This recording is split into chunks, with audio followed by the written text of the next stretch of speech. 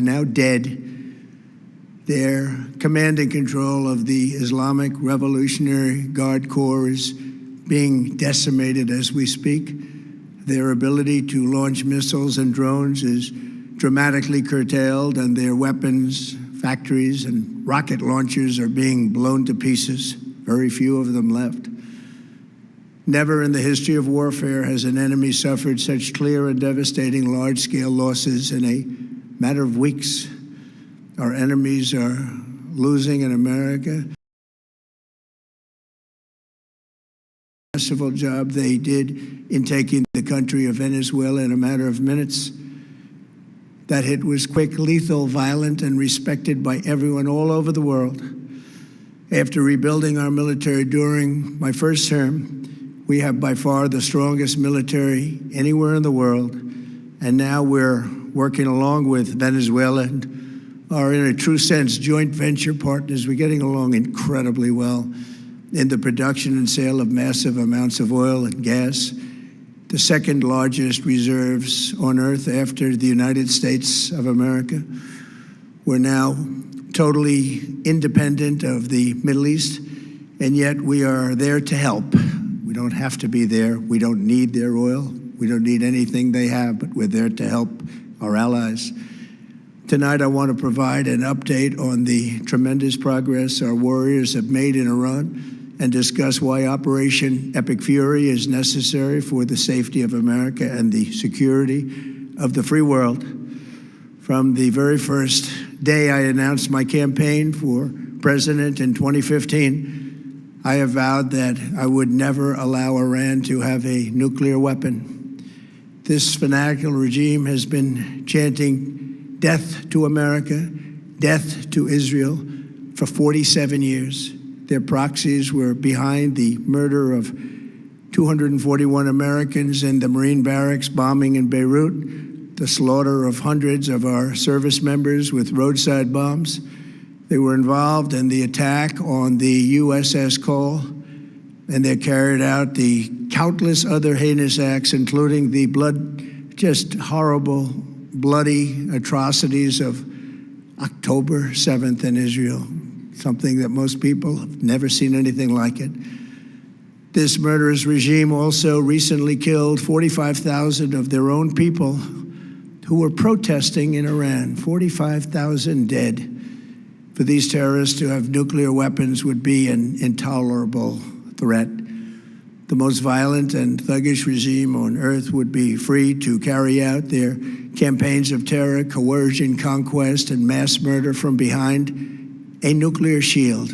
I will never let that happen, and neither should any of our past presidents. This situation has been going on for 47 years and should have been handled long before I arrived in office. I did many things during my 2 terms in office to stop the quest for nuclear weapons by Iran first, and perhaps most importantly, I killed General Qasem Soleimani in my first term. He was an evil genius, brilliant person, a horrible human being, however, the father of the roadside bomb, and he lived just horrible what he did. Iran would have been perhaps in far better, stronger position. Had he lived, we would have had probably a different conversation tonight. But you know what? We'd still be winning and winning big. And then, very importantly, I terminated Barack Hussein Obama's Iran nuclear deal, a disaster. Obama gave them $1.7 billion in cash, green cash. Took it out of banks from Virginia, D.C., and Maryland, all the cash they had. He flew it by airplanes in an attempt to buy their respect and loyalty, but it didn't work. They laughed at our president and went on with their mission to have a nuclear bomb. His Iran deal would have led to a colossal arsenal of massive nuclear weapons for Iran, and they would have had them years ago, and they would have used them. It would have been a different world. There would have been no Middle East and no Israel right now, in my opinion, the opinion of a lot of great experts, had I not terminated that terrible deal. And I was so honored to do it. I was so proud to do it. It was so bad right from the beginning. Essentially, I did what no other president was willing to do. They made mistakes, and I am correcting them. My first preference was always the path of diplomacy, yet the regime continued their relentless quest for nuclear weapons and rejected every attempt at an agreement. For this reason, in June, I ordered a strike on Iran's key nuclear facilities, an Operation Midnight Hammer. Nobody's ever seen anything like it. Those beautiful B-2 bombers performed magnificently. We totally obliterated those nuclear sites. The regime then sought to rebuild their nuclear program at a totally different location, making clear they had no intention of abandoning their pursuit of nuclear weapons. They were also rapidly building a vast stockpile of conventional ballistic missiles and would soon have had missiles that could reach the American homeland, Europe, and virtually any other place on Earth. Iran's strategy was so obvious. They wanted to produce as many missiles as possible, and they did, with the longest range possible, and they had some weapons that nobody believed they had. We just learned that out. We took them out. We took them all out so that no one would really dare stop them. And their race for a nuclear bomb, a nuclear weapon like nobody's ever seen before. They were right at the doorstep. For years, everyone has said that Iran cannot have nuclear weapons, but in the end, those are just words if you're not willing to take action when the time comes. As I stated in my announcement of Operation Epic Fury, our objectives are very simple and clear. We are systematically dismantling the regime's ability to threaten America or project power outside of their borders. That means eliminating Iran's Navy, which is now absolutely destroyed, hurting their Air Force and their missile program at levels never seen before, and annihilating their defense industrial base. We've done all of it. Their Navy is gone, their Air Force is gone, their missiles are just about used up or beaten. Taken together, these actions will cripple Iran military, crush their ability to support terrorist proxies, and deny them the ability to build a nuclear bomb. Our armed forces have been extraordinary. There's never been anything like it militarily. Everyone is talking about it, and tonight I'm pleased to say that these core strategic objectives are nearing completion. As we celebrate this progress, we think especially of the 13 American warriors who have laid down their lives in this fight to prevent our children from ever having to face a nuclear Iran.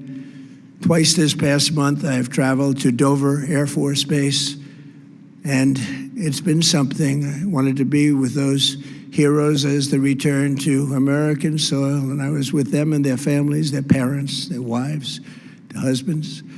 We salute them, and now we must honor them by completing the mission for which they gave their lives. And every single one of the people, their loved ones said, "Please, sir, please finish the job," every one of them.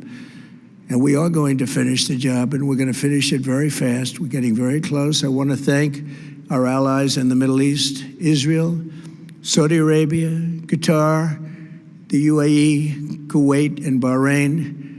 They've been great, and we will not let them get hurt or fail in any way, shape, or form. Many Americans have been concerned to see the recent rise in gasoline prices here at home. This short-term increase has been entirely the result of the Iranian regime launching deranged terror attacks against commercial oil tankers in neighboring countries that have nothing to do with the conflict. This is yet more proof that Iran can never be trusted with nuclear weapons. They will use them, and they will use them quickly. It would lead to decades of extortion, economic pain, and instability worse than we can ever imagine. The United States has never been better prepared economically to confront this threat. You all know that. We built the strongest economy in history. We're going through it right now, the strongest in history. In 1 year, we've taken a dead and crippled country. I hate to say that, but we were a dead and crippled country after the last administration and made it the hottest country anywhere in the world by far, with no inflation, record-setting investments coming into the United States, over $18 trillion, and the highest stock market ever, with 53 all-time record highs in just 1 year.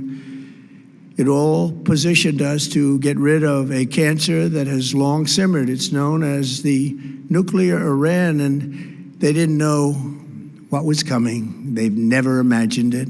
Remember, because of our Drill Baby Drill program, America has plenty of gas. We have so much gas. Under my leadership, we are #1 producer of oil and gas on the planet, without even discussing the millions of barrels that we're getting from Venezuela. Because of the Trump administration's policies, we produce more oil and gas than Saudi Arabia and Russia combined.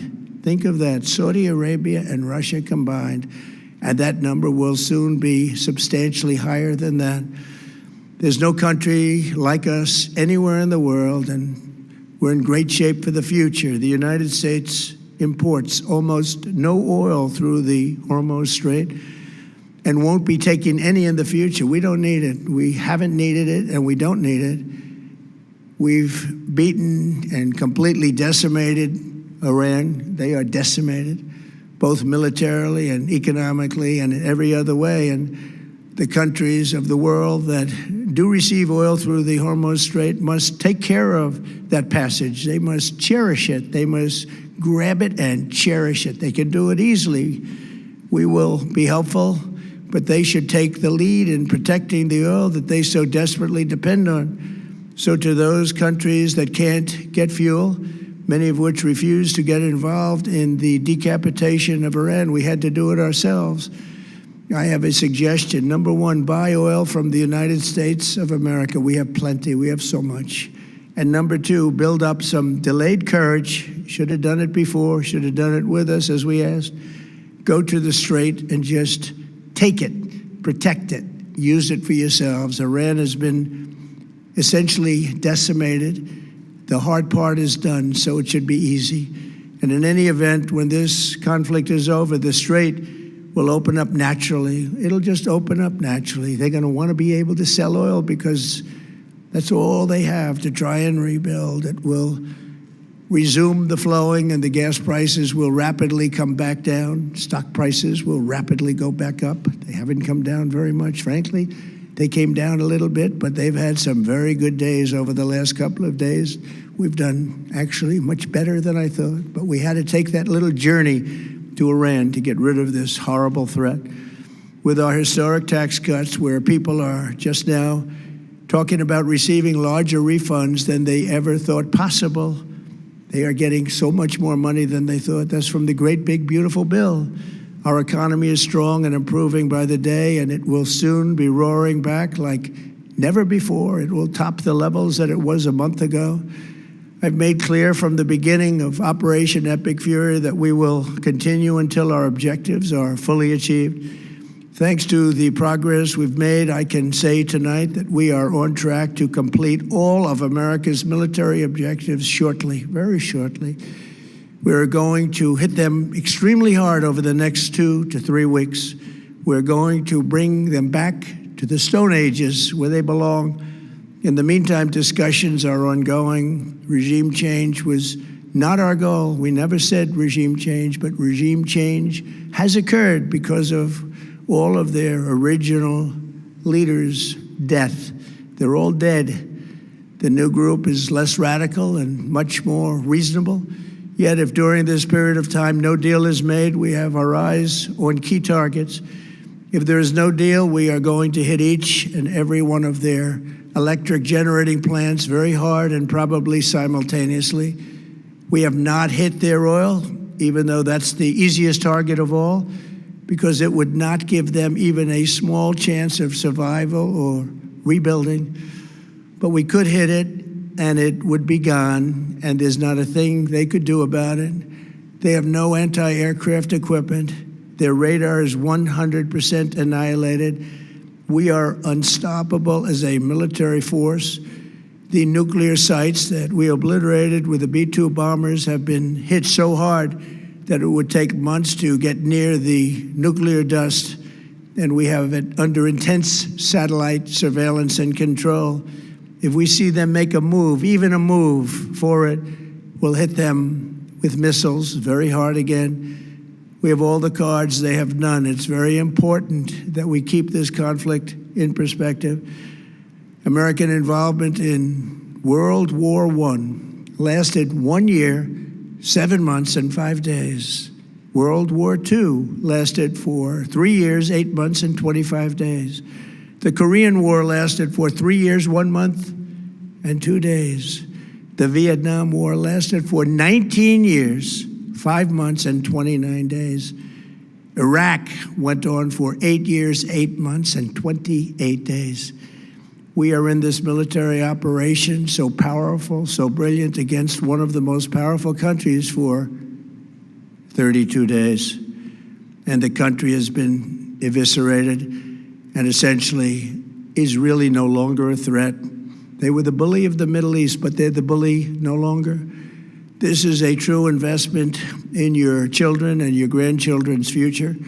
The whole world is watching, and they can't leave the power, strength, and brilliance. They just can't believe what they're seeing. They leave it to your imagination, but they can't believe what they're seeing, the brilliance of the United States military. Tonight, every American can look forward to a day when we are finally free from the wickedness of Iranian aggression and the specter of nuclear blackmail.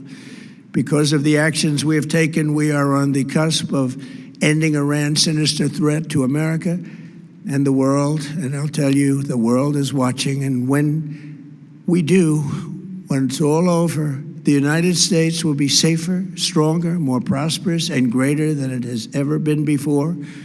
May God bless the men and women of the United States Armed Forces, and may God bless the United States of America. Thank you very much, and good night.